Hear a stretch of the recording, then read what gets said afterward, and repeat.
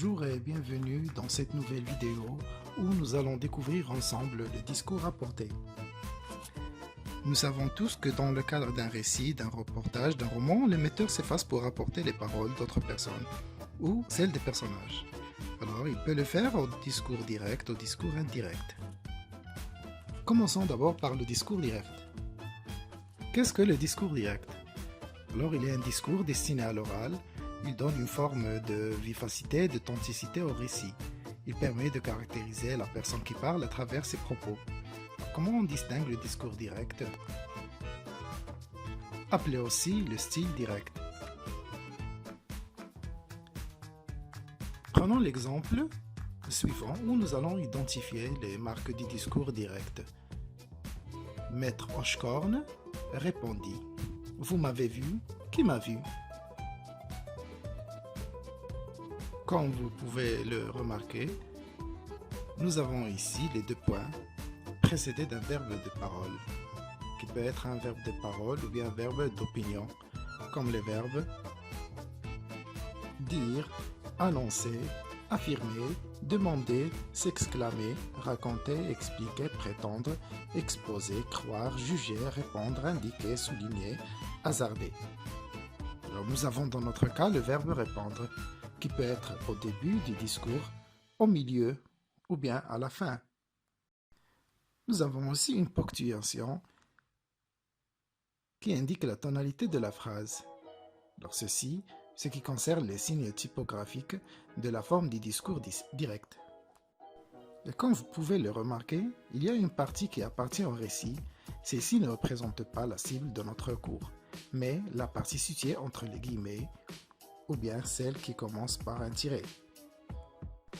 Toutefois, il faut rendre compte aux indices de l'énonciation. Ces indices-là indiquent une situation ancrée, en d'autres termes, se réfèrent au moment même de la production de la parole. Quels sont ces indices? De prime abord, nous trouvons la référence à la première personne, qui se fait par les pronoms personnels, les déterminants possessifs, les pronoms possessifs, les déterminants démonstratifs et les pronoms démonstratifs. En outre, vous pouvez relever les temps verbaux du discours. Par référence, ce sont le présent, le futur, le passé composé. Enfin, les indicateurs spatio-temporels, qui se rapportent à la situation d'énonciation. C'est pour cela que vous allez rencontrer les tournures comme indicateur de lieu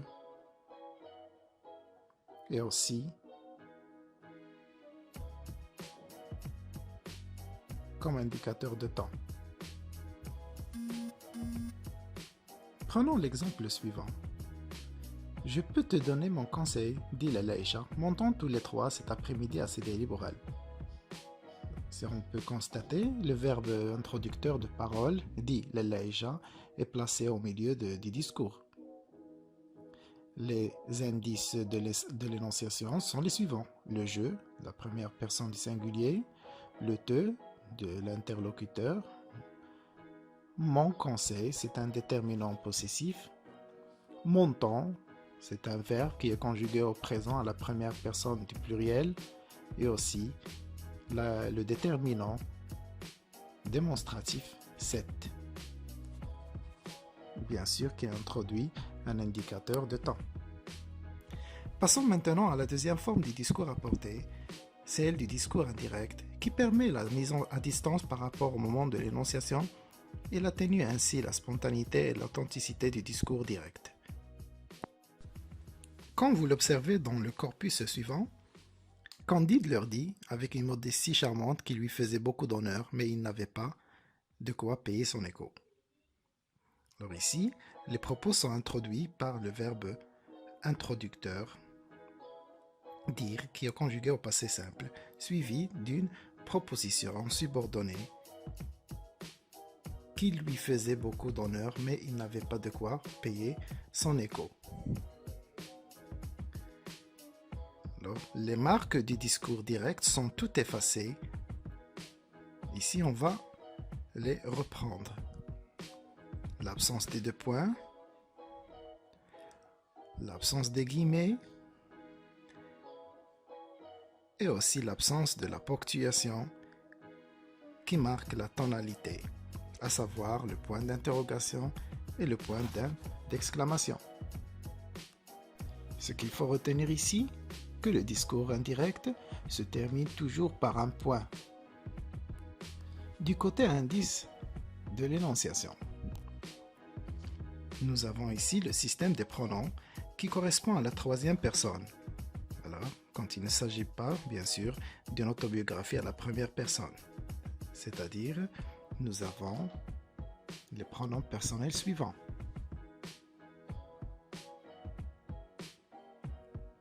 Les déterminants possessifs aussi. Les pronoms possessifs. Les déterminants démonstratifs.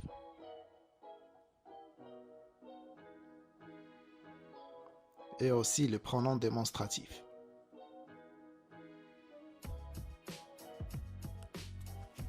Les temps verbaux du discours indirect par référence sont les suivants: l'imparfait et le passé simple, le conditionnel et aussi le plus que parfait. Pour les indicateurs ou bien les indicateurs spatio-temporels, nous avons les expressions suivantes: les indicateurs de lieu, là, là-bas, ce plus le lieu, là, et les indicateurs du temps suivant.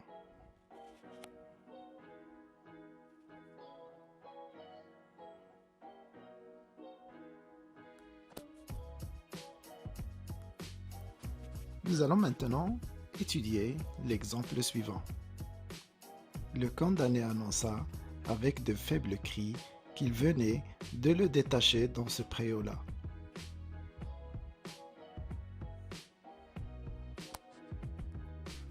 La partie qui correspond au discours indirect, c'est qu'il venait de le détacher dans ce préau-là. Elle appartient bien évidemment ici au récit. Les pronoms sont à la troisième personne du pluriel, alors chose qui affecte aussi la conjugaison des verbes. C'est pour cela que nous avons le verbe venir qui est conjugué à l'imparfait à la troisième personne du pluriel. Sans oublier la marque de la distance par rapport à l'indicateur du lieu, préau, là. Maintenant, voyons comment procéder lors du passage du discours direct au discours indirect. Ici, c'est une opération technique dans laquelle il ne faut négliger aucune étape, c'est-à-dire changer toutes les marques typographiques et énonciatives du système ancré vers l'autre coupé. D'abord, les deux points, les guillemets, la ponctuation sont à supprimer et les remplacer bien sûr par une conjonction de subordination, généralement que, tout en gardant impérativement le verbe de parole ou bien d'opinion dans sa forme initiale. Puis, on change les autres indices de l'énonciation. Le pronom personnel, les déterminants possessifs, les pronoms possessifs, les déterminants démonstratifs et les pronoms démonstratifs. Aussi, il est obligatoirement de changer les temps verbaux de référence, bien sûr quand le temps du verbe introducteur de parole est au passé, c'est-à-dire quand il est conjugué au passé composé, passé simple, imparfait, plus que parfait, passé antérieur.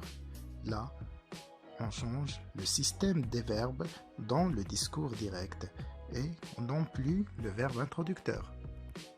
Puis les modifications affectent aussi les indicateurs du lieu et les indicateurs du temps.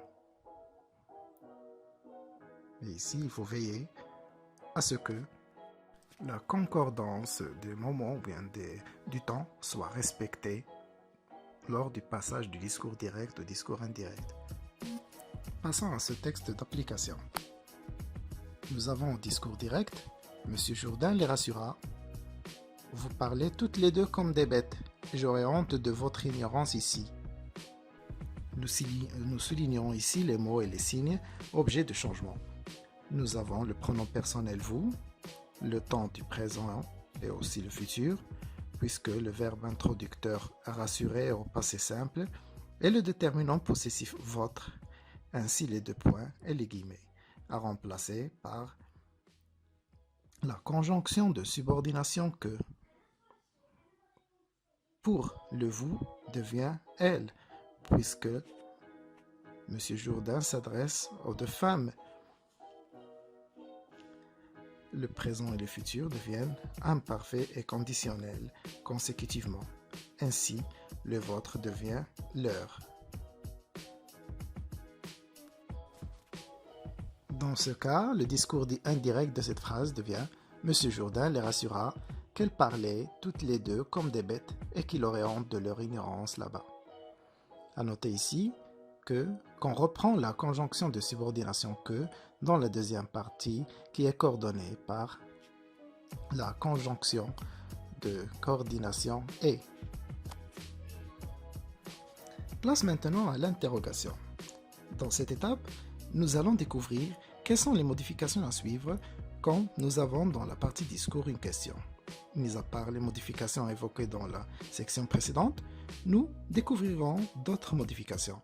Premièrement, si l'interrogation est totale, c'est-à-dire qui fait appel à l'une des réponses si, oui, non, la proposition subordonnée interrogative, qui correspond au discours indirect, est introduite par l'adverbe interrogatif indirect si. Comme nous avons dans l'exemple suivant. Au discours direct, le maire demandait, donc on choisit l'une des trois propositions que nous avons ici, est-ce que vous avez ramassé le portefeuille? Avez-vous ramassé le portefeuille? Vous avez ramassé le portefeuille? Les trois phrases ici ont une seule réponse, soit par oui, soit non. Dans ce cas-là, on les appelle des interrogations totales. Pourquoi? Parce qu'il y a ici est-ce que, ou bien l'inversion de sujet, ou bien une question par l'intonation ascendante. Dans ce cas, la partie discours dans la phrase du discours indirect sera introduite par si et devient comme suit. Le maire demandait s'il avait ramassé le portefeuille. Si la question porte sur le sujet ou le COD. En d'autres termes,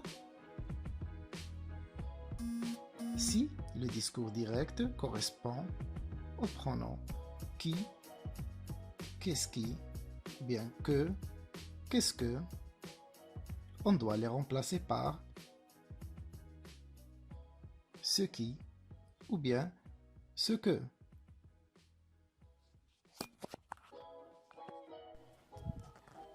Comme nous le remarquons dans l'exemple suivant.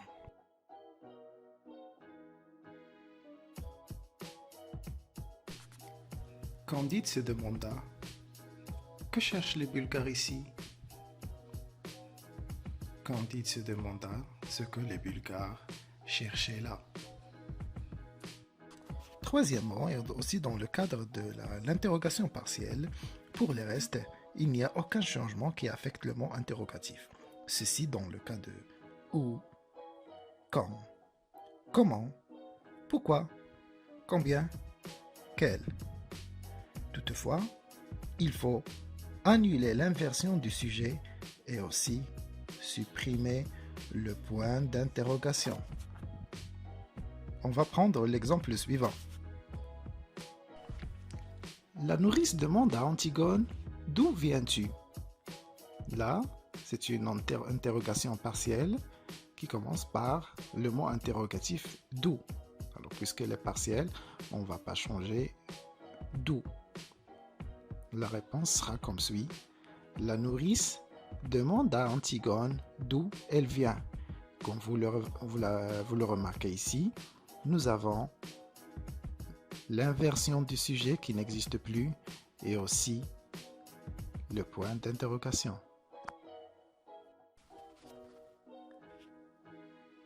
Passons maintenant à la demande et l'exclamation. Pour exprimer d'abord l'ordre ou la demande, on utilise l'infinitif au discours indirect, introduit par la préposition de. Cette invitation est faite souvent par le verbe introducteur demandé. Sinon, on n'utilise que plus subjonctif pour une intonation forte. L'exclamation, elle est maintenue avec comme, combien, quel. En revanche, celle exprimée par que prend combien, comme l'exemple suivant. Il m'a dit que tu es belle. Au discours indirect, il m'a dit, le que devient combien. Il m'a dit combien j'étais belle. Donc sans négliger les autres modifications déjà évoquées dans la première partie.